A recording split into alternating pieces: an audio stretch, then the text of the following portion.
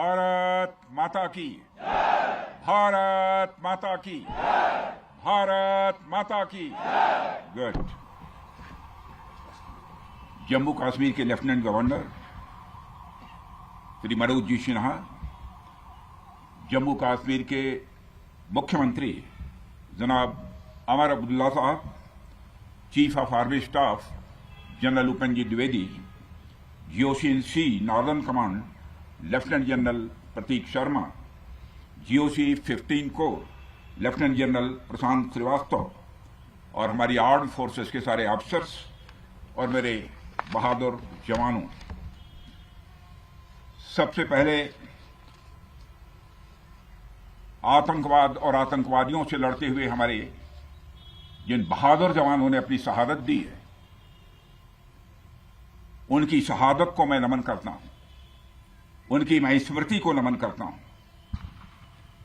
और साथ ही पहलगाम में जो निर्दोष नागरिक आतंकवादियों के द्वारा मारे गए हैं, उनकी भी स्मृति को मैं नमन करता हूं। मैं हमारे घायल सैनिकों के साहस को भी नमन करता हूं और ईश्वर से यह प्रार्थना करता हूं कि वह जल्द से जल्द स्वस्थ हो जाएं। मेरे दोस्तों, इन विषम परिस्थिति में आप सबके बीच आज आकर मैं स्वयं को बहुत ही गौरवान्वित महसूस कर रहा हूं। हमारे प्रधानमंत्री माननीय नरेंद्र मोदी जी के कुशल नेतृत्व और मार्गदर्शन में ऑपरेशन सिंदूर के दौरान आपने जो कुछ भी किया है, उस पर पूरे देश को गर्व की अनुभूति हो रही है। मैं अभी भले ही आपका रक्षा मंत्री हूं, लेकिन उससे पहले तो मैं भारत का एक नागरिक हूं।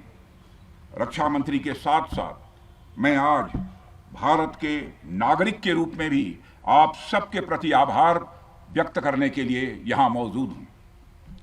पहलगाम हमले के बाद हमारे जम्मू कश्मीर की जनता ने पूरी एकजुटता के साथ और पाकिस्तान और साथ ही साथ आतंकवादियों के प्रति जिस प्रकार से अपने गुस्से का इजहार किया है, मैं जम्मू कश्मीर की जनता का भी अभिनंदन करता हूं।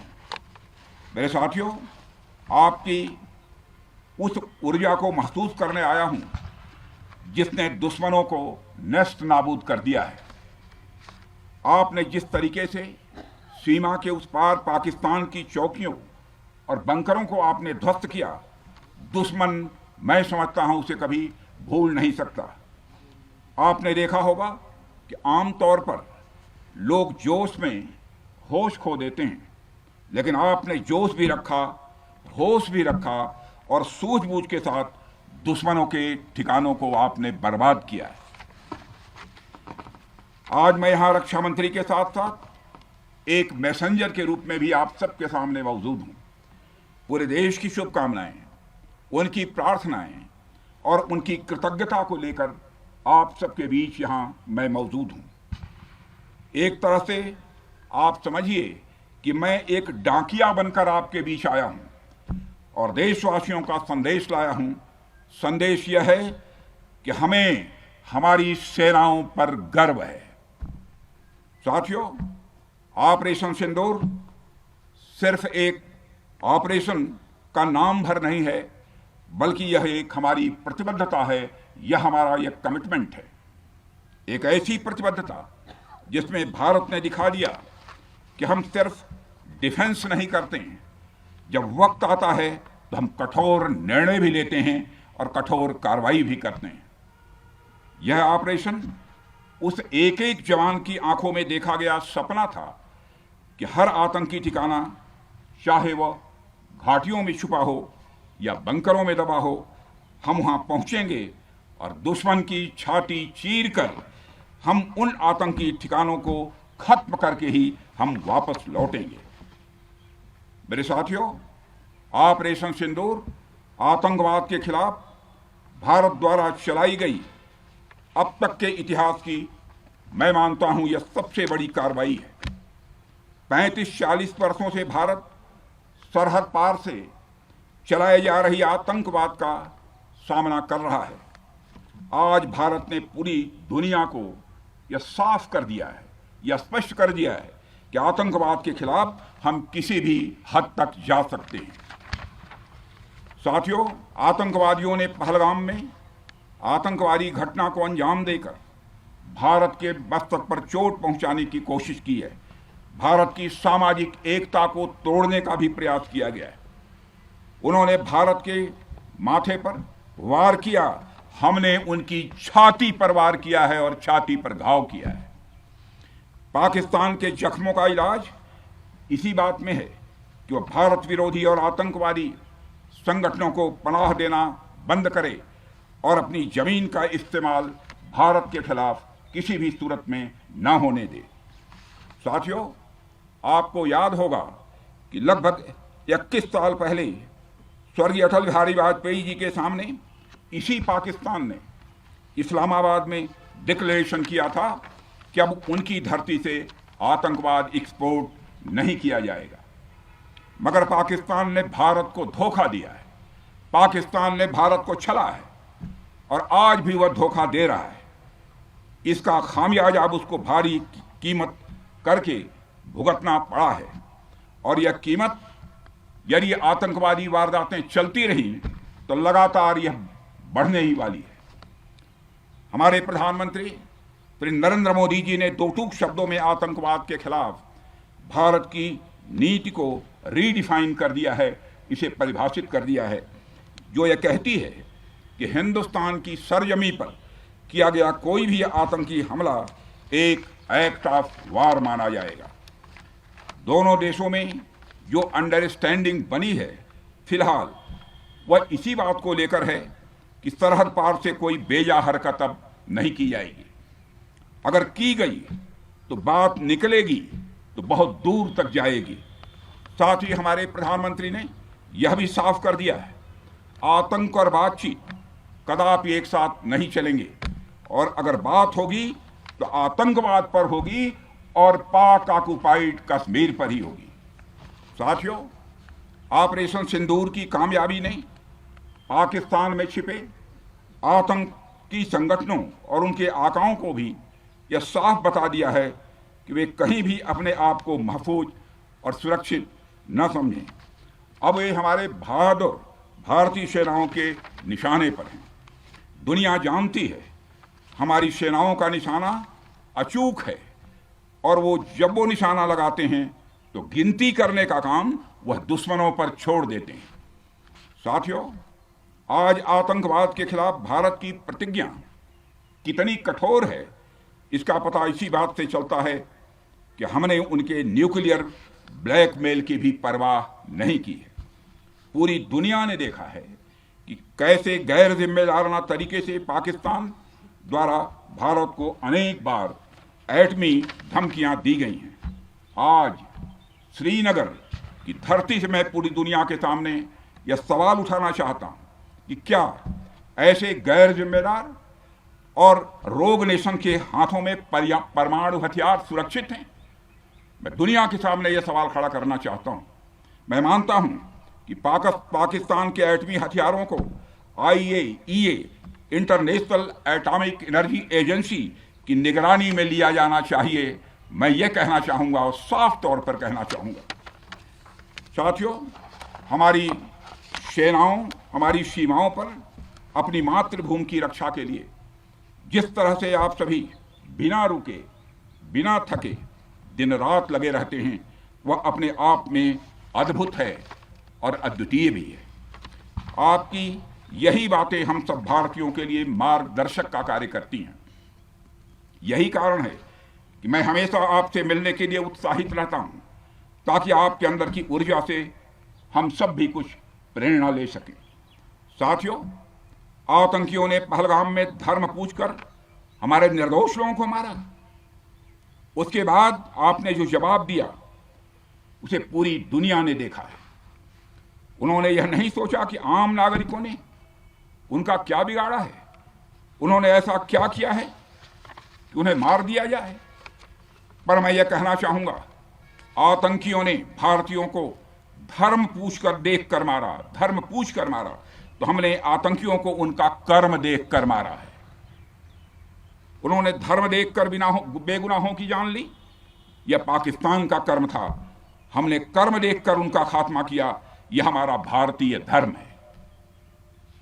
एक रक्षा मंत्री के रूप में मुझे आप सबको बेहद नजदीक से वर्षों से जानने का और समझने का अवसर मिला है। मैं आपके साहस और पराक्रम को तो जानता ही हूं, साथ ही साथ पहलगाम जैसी घटना के प्रति आपके गुस्से को भी मैं अच्छी तरह जानता हूं। साथियों, मुझे पता है कि पहलगाम के बाद आपके अंदर गुस्सा था, पूरे देश के अंदर गुस्सा था। मुझे पता है कैसा महसूस होता है जब धमनियों में बह रहा रक्त बेकाबू होने लगे। और मुझे इस बात की खुशी भी है कि आपने अपने गुस्से को सही दिशा देते हुए बड़ी बहादुरी और सूझबूझ के साथ पहलगाम का बदला लिया है। रही बात पाकिस्तान की, तो उसकी बात ही क्या करूं आपसे। वह देश तो मांगते मांगते अपनी जहालत से एक ऐसी हालात में आ गया है कि उसके बारे में यह भी कहा जा सकता है कि पाकिस्तान जहां भी खड़ा होता है वहीं से मांगने वालों की लाइन प्रारंभ हो जाती है।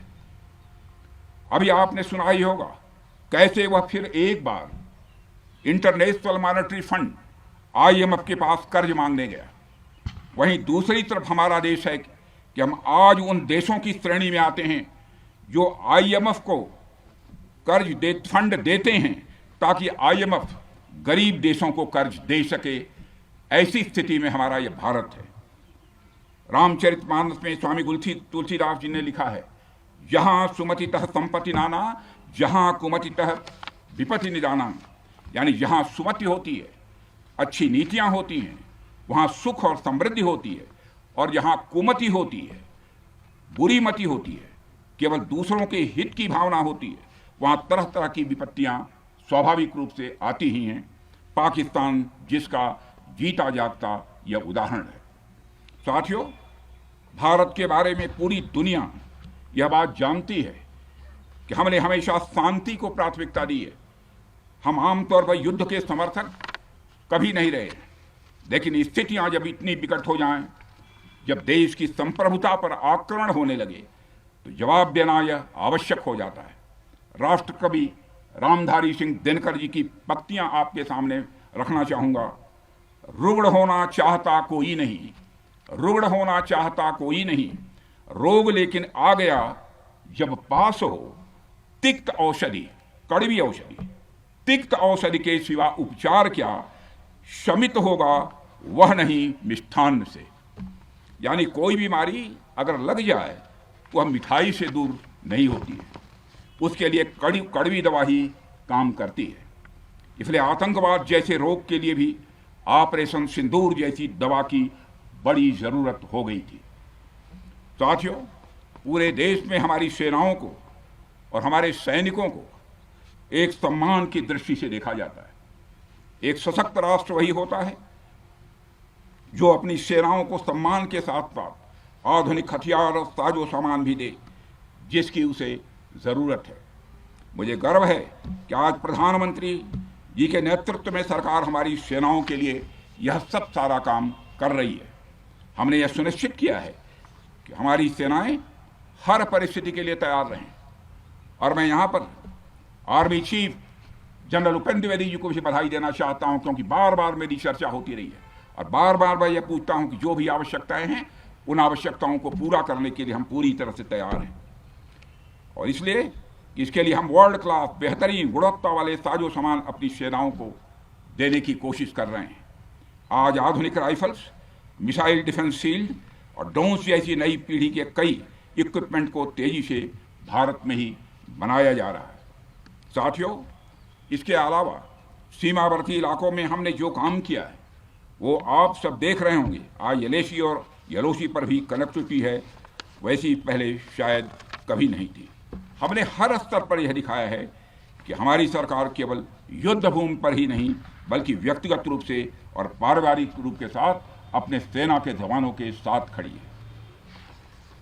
साथियों, अंत में एक बार फिर आप सभी को आपके शौर्य और पराक्रम के लिए हृदय से हार्दिक बधाई देता हूं।